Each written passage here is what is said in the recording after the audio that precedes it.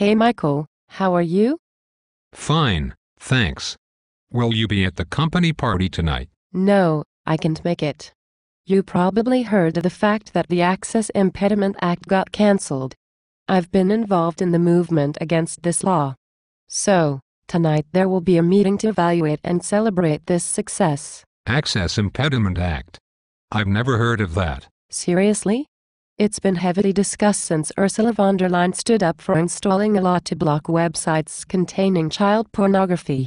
Whenever a user would have tried to access a website containing child pornographic content, he would be forwarded to a website only showing a stop sign and a warning that this kind of content would be highly illegal. But that's a good thing then.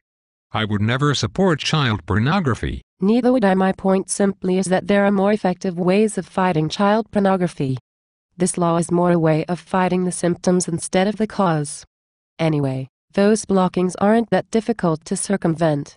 In addition to that, a lot of pornographic material is spread over hard disks and the post. The internet is considered a fairly insecure medium.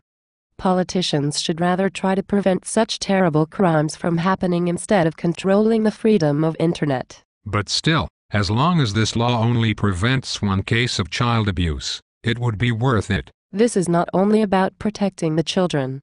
Imposing such a law would be the first step to establish actual internet censorship in Germany.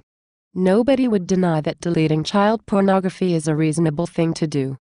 But as soon as there's a law allowing to put certain websites on an index, people will start debating about possible extension of censorable topics.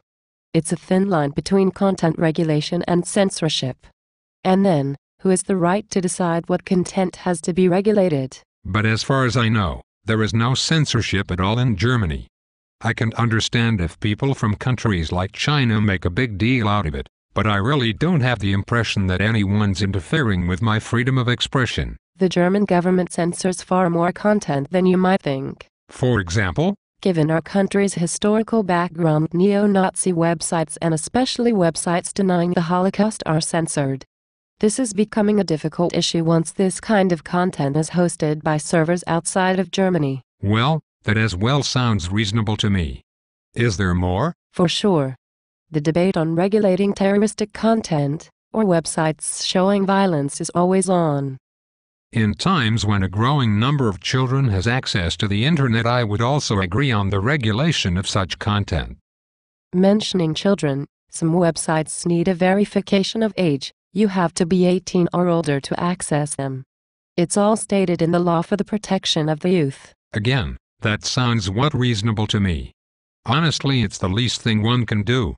I can easily live without the availability of those websites. Everybody should. You should really be more distinctive. Now it's not getting on any content you consider necessary for freedom of expression. But once the first step into one direction is taken, the next follows a lot easier.